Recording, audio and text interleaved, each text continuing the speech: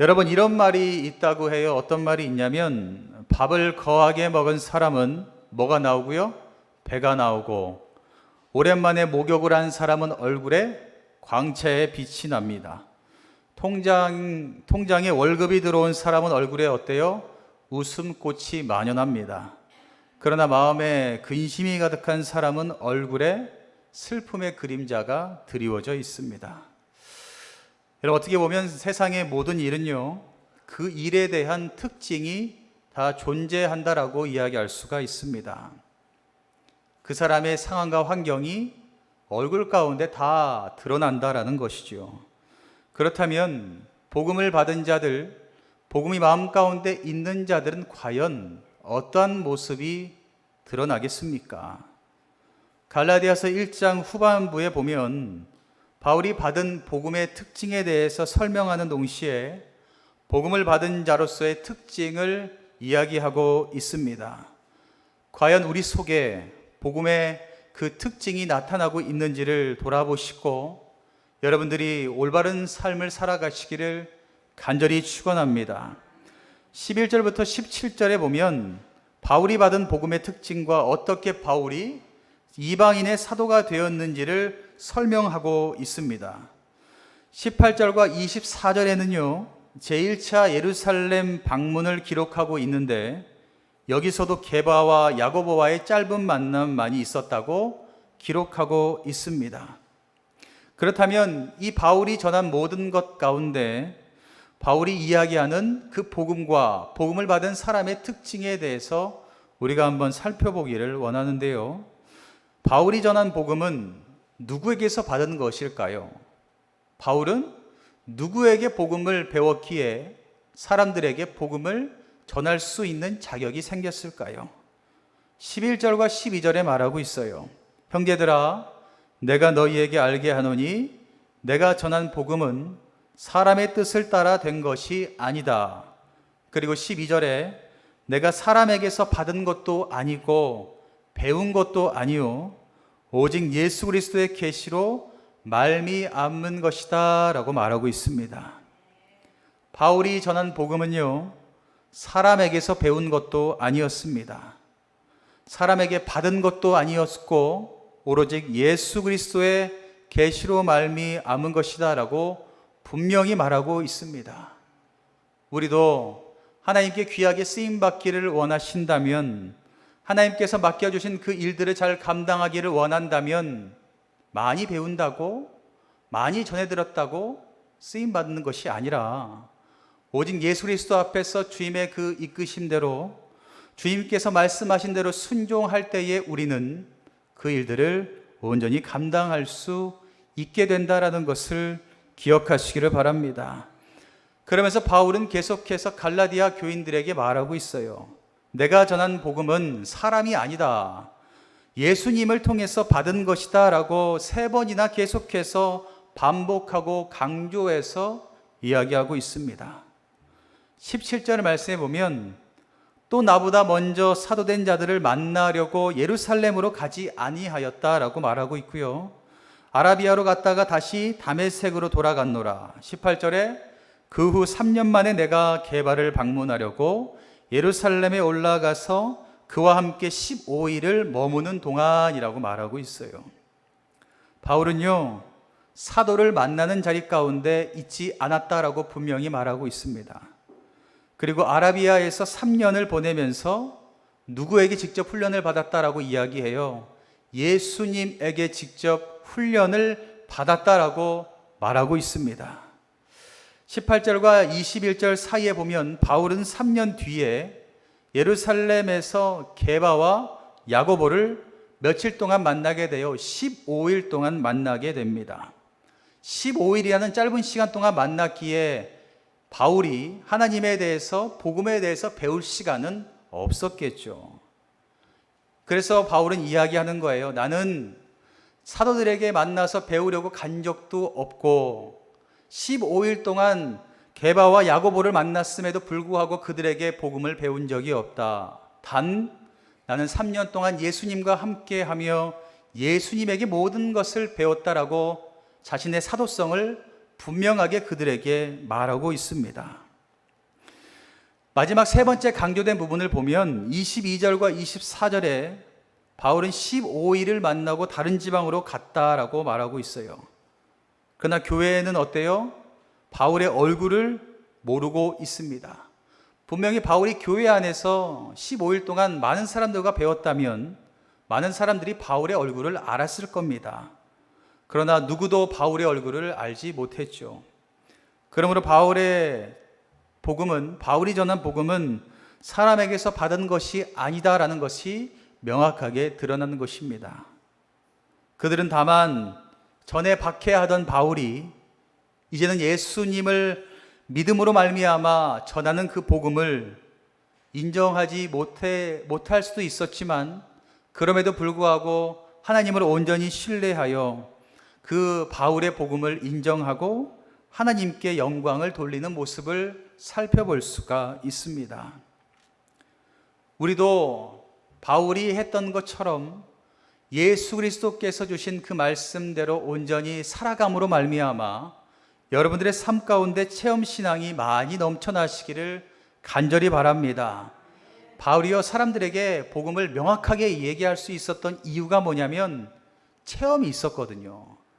많이 들어서 안 것이 아니라 직접 본인이 깨닫게 되었어요. 예수님을 만나고 눈도 멀고 자신도 모든 걸 다 겪어보고 예수님의 음성도 들어보고 순종도 해보고 하니 이것이 진짜 복음이고 복음으로 말미암아 나의 구원의 길이 열리는구나 라는 것을 명확히 깨달았습니다. 그래서 그 체험신앙으로 말미암아 자신이 어느 곳에 가든지 간에 찾아오는 고난과 역경을 이겨낼 수가 있었다라는 것입니다. 흔들리지가 않았어요. 여러분들에게도 이 체험신앙이 넘쳐나시기를 간절히 바랍니다. 아무리 많이 배워도요, 흔들리는 사람들 많습니다. 아무리 학업이 높아도 뛰어나도 학력이 높아도 흔들리는 사람들 많아요. 뉴스에 보면 그렇지 않습니까? 믿음의 사람도 생을 막아내는 사람들이 얼마나 많아요. 똑똑하다는 사람들도 얼마나 많이 무너집니까? 우리가 이 세상 가운데 무너지지 않으려면 여러분들 마음 가운데, 여러분들의 삶 가운데 직접 그 체험하는 신앙이 있어야 된다라는 것입니다. 그래야 내가 이 상황 가운데 주님께서 이렇게 인도해 주셨지, 내가 이때는 이렇게 했지, 저 때는 저렇게 했지, 그때마다 이겨낼 수 있도록 주님께서 힘과 능력을 더하여 주시기 때문입니다. 바울이 사람들에게 분명하게 이야기했던 그 복음은 배운 것이 아니었습니다. 지식으로 깨달은 것이 아니라 직접 3년 동안 예수님과 함께 뒹굴면서 배운 체험신앙이었다라는 것입니다. 여러분들의 삶 가운데도 그 신앙이 넘쳐나시기를 간절히 바랍니다. 그러면서 바울은 갈라디아 교인들에게 분명하게 말하는 것이 있어요. 예수 그리스도를 통한 복음이 내 안에 자리 잡게 된다면 이러한 행동이 나타날 수밖에 없다라고 증언하고 있습니다. 여러분들의 삶에도 한번 이러한 것이 나타나고 있는지를 점검해 보세요.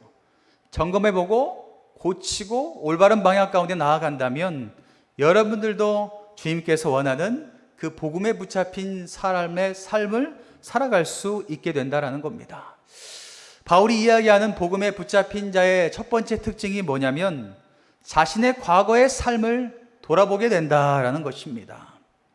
주님 만나기 전의 삶을 매일매일 돌아본다라는 겁니다. 다시 말해서 죄인된 나의 모습을 늘 기억하는 거예요. 13절에 말하고 있어요. 내가 이전에 유대교에 있을 때에 행한 일을 너희가 들었거니와 하나님의 교회를 심히 박해하여 멸하고, 바울이 했던 일이죠. 하나님의 교회를 무너뜨리려고 얼마나 애썼는지 몰라요. 14절에 내가 내 동족 중 여러 영갑자보다 유대교를 지나치게 믿어 내 조상의 전통에 대하여 더욱 열심히 있었다라고 말합니다. 바울은요, 마음 가운데 복음이 들어오게 되니 유대교를 열심히 신봉했던 자신의 모습을 돌아보게 됩니다. 그리고 과거의 자신을 자랑하지도 않고 무엇라 이야기해요? 배설물로 여기게 됩니다. 바울의 예전 삶은 어땠어요? 가장 높은 자리에 앉아 있었던 사람입니다. 서기관 중에 제일 높은 사람, 바리새인 중에 제일 높은 자리에 앉아 있던 사람, 많이 배우고 많은 권력을 가지고 많은 부잣집에 살았던 사람이었습니다. 근데 복음이 들어오게 되니 어때요? 자신이 했던 모든 행동이 부끄럽고 배설물로 여겨지게 된다라고 말하고 있습니다. 여러분들 복음의 능력이 그러합니다. 여러분들의 마음 가운데 복음이 들어오게 된다면 여러분들을 자랑하지 않습니다. 내가 어떻고 우리 집이 어떻고 뭐가 어떻고 절대로 자기를 자랑하지 않아요. 자기를 자랑하는 것을 배설물로 여기게 된다라고 말하고 있고, 오로지 누구만 자랑하게 돼요? 주님 한 분만 자랑하게 된다라는 것입니다. 여러분들의 마음 가운데 복음이 온전히 심겨지시기를 간절히 축원합니다. 복음이 심겨진 사람의 두 번째 특징이 뭐냐면 과거 하나님의 섭리를 발견하게 했다라는 것입니다. 15절에 그러나 내 어머니의 태로부터 나를 택정하시고 그의 은혜로 나를 부르신 이가 라고 바울이 고백하고 있어요. 복음을 접한 바울은 깨닫게 돼요. 이 모든 것이 어머니의 태에서부터 하나님께서 택하셨던 것이구나 라는 것을 깨닫게 됩니다. 하나님께서 자신을 택하셔서 그의 은혜로 부르셨다는 사실을 깨닫게 되었다라는 것입니다. 여러분, 복음은요, 우리의 과거를 아픈 상처로 기억하게 하지 않고 그 속에 있는 하나님의 섭리와 사랑을 발견하게 된다라는 것을 믿으시기를 바랍니다. 돌아보면 분명 아프고 슬픔 있겠죠. 그러나 그 과정 가운데 주님께서 왜 주셨는지를 깨달아 보시면 돼요. 돌아보면 이때 하나님께서 은혜 주시려고 나에게 이런 어려움을 주셨지. 하나님께서 나에게 더 크게 쓰시려고 이러한 연단과 시험을 주셨지라고 이야기할 때가 있을 겁니다. 여러분들, 그러기 위해서 필요한 건 마음 가운데 복음에 온전히 심기어져야 됩니다. 그래서 나의 삶 가운데 일하시는 주님의 그 섭리를 깨달고 나아가시기를 간절히 바랍니다. 또한 복음이 마음 가운데 있는 사람의 세 번째 특징이 뭐냐면 오직 하나님과의 교제만을 사모하게 했다라는 것입니다. 복음이 마음 가운데 심기어 있으면 하나님 만나는 게 너무 기뻐요. 하나님 만나는 시간이 너무 기다려진다라는 것입니다.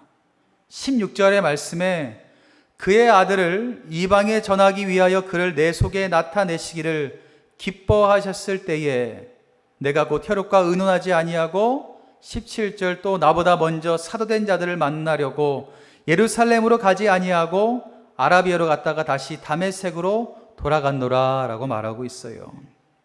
바울은 나를 만나주신 하나님, 그리고 나를 통하여서 일하실 하나님께 나아가는 것이 너무나 기뻤습니다.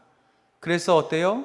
주님을 만나는 그 자리 가운데 한 걸음에 달려갔다라는 것입니다.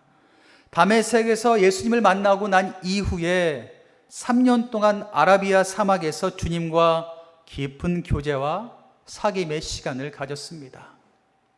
분명히 바울이 다메섹에서 주님을 만나고 눈을 떴다면 세상 가운데 들어가 살았겠죠.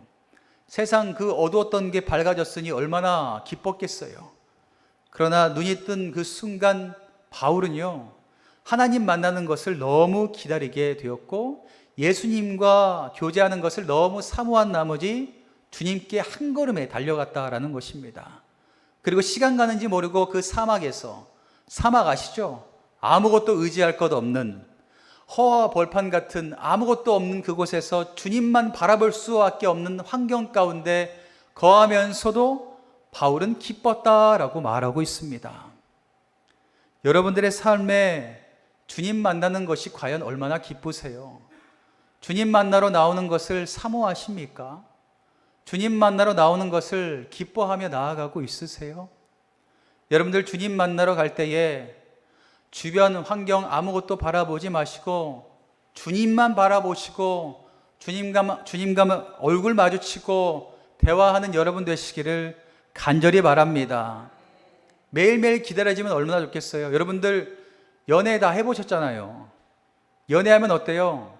밤에도 서로 데려다 주다가 밤새고, 집에 가서 5분만 통화하자 그러다 보면 또 밤새 통화하고, 해가 발 뜨자마자 언제 그랬냐는데 또 아침에 가서 또 만나고. 그런 적 없으시죠? 그러잖아요. 얼마나 만나는 것이 좋으면 빨리 해가 떴으면 좋겠다. 날이 밝아야 또 만나는데, 그러다가 결혼하면 언제 그랬냐는 듯이 하지만 연애 때는 다 그러잖아요. 바울도요, 마음 가운데 복음이 온전히 심기어지니까 세상 부귀영화 이런 것 아무것도 보이지 않더라는 거예요. 세상에 좋은 것들 이런 것들 다 배설물로 여기고 나는 그냥 주님만 보는 게 최고다. 주님과 함께하는 게 너무나 기쁘다라는 마음을 가지고 달려가 주님과 함께 했다라는 것입니다. 여러분들, 복음을 마음 깊이 가진 자들은 일상의 삶 속에서 늘 주님과 함께하려고 힘쓰고 애쓴다라는 것입니다. 사랑하는 성도 여러분, 복음은요, 직접적으로 사람에 의해 전달받은 것일 수도 있습니다. 분명히 우리 또한 우리 부모님들 그리고 주변의 사람을 통해서 복음을 듣고 나올 수도 있습니다. 그러나 기본적으로 예수 그리스도로 말미암은 것임을 여러분들 믿으시기를 바랍니다. 복음은요, 주님을 통하여서 다 전해진 겁니다. 주님이 사람을 통하여서 우리에게 전하게 하셨고, 주님께서 직접 일하셔서 우리를 만나 주시고, 우리가 주님께 나올 수 있도록 복음을 얻게 된 것은 모두 주님의 은혜다라는 것입니다. 여러분들, 과연 여러분들의 마음 가운데 그 복음에 대한 믿음이 있으십니까? 그리고 그 복음이 마음 깊숙한 곳에 자리 잡고 계십니까? 복음이 있다면 바울이 말하는 다음과 같은 모습이 꼭 나타나야 됩니다. 과거의 삶을 보면서 후회하고 회개해야 돼요. 내가 이렇게 했지, 내가 이렇게 아프게 했지, 내가 이렇게 하나님을 슬프게 했지, 내가 이렇게 사람에게 상처를 주었지. 회개해야 됩니다. 회개가 뭐라고요? 말로만 하는 것이 아니라 고백하고 돌아서서 행동하는 것이 회개입니다. 우리가 그렇게 했다면 어떻게 해요? 돌아가서 사과하고 보듬어주고 안아주는 것, 그것 또한 우리에게 필요하겠죠. 그리고 복음이 마음 가운데 있다면 우리의 삶 가운데 하나님의 섭리와 하나님의 계획하심을 인정하셔야 돼요. 하나님께서 나를 연단 가운데 놓게 하셨을지라도 하나님을 인정하셔야 돼요. 하나님께서 나를 축복의 자리 가운데 놓더라도 하나님을 인정하셔야 돼요. 모든 것 가운데 하나님의 일하심이 있다는 것을 믿고 인정하며 순종하는 것이 복음을 가진 자의 모습입니다. 그리고 더 나아가 오직 하나님만 생각하고 하나님만 바라보고 하나님만 사모하며 그 자리를 기쁨 가운데 나오게 된다라는 것입니다. 주일이잖아요. 오늘이 주일 가운데 주일 지키는 게 얼마나 힘든지 몰라요. 저도 이제 매일 기도하고 있거든요. 토요일마다 어떻게 할까. 제가 원래는 토요일마다 안 나오신 분들 전화를 하거든요. 근데 전화를 하다 보니까 부담스럽나 봐요. 이제는 제가 문자해도 그냥 읽고 마세요. 카톡을 보내도 일이 없어졌는데 답이 없어요. 전화를 해도 안 받으셔요. 그래서 이걸 어떻게 해야 되나. 왜냐하면 저는 주일 지키는 게 너무나 중요하니까. 하나님을 사랑한다는 사람, 하나님의 마음이 그리고 복음이 마음 가운데 있다면 하나님 만나는 것을 누구보다도 중요시 여겨야 되잖아요. 근데 요즘 그렇지 않더라고요. 휴가철이 다가오니 전 두려워요. 휴가철만 다가오면 많은 교인들이 놀러가서 주일날 안 올까 봐 얼마나 두려운지 모릅니다. 우리가 마음 가운데 복음이 온전히 들어가 있다면 하나님을 만나는 그 자리, 하나님께서 만나주시겠다 하는 그 자리, 우리가 눈을 뜨고 바로바로 달려오지 않겠습니까? 주님을 만나는데. 여러분들 한 주간도 예수님을 만난 사람처럼 살아가시기를 간절히 축복합니다. 복음은요, 다른 것이 아닙니다. 나를 위해서 십자가 주신 예수님의 사랑, 그리고 그 십자가의 은혜로 말미암아 나에게 새 생명 주신 그 은혜, 그것을 믿는 것이 바로 복음입니다. 그 복음이 여러분들의 마음 깊숙한 곳에 심기어져서 세상 그 어떤 것과도 비교할 수 없는 하나님의 그 크신 은혜와 평강이 여러분들의 삶 가운데 충만하게 넘쳐나시기를 주님의 이름으로 간절히 축원합니다.